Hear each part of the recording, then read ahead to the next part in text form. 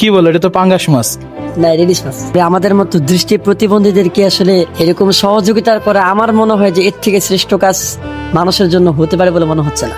শাওন ভাই সহ, শাওন ভাই তো আমাদের প্রায় আমাদের মাদ্রাসায় আসে, আমাদের কিছু না কিছু আবদার আমরা করি, সেই আবদার গুলো মিডিয়ায় সবার সামনে তুলে ধরার চেষ্টা করে।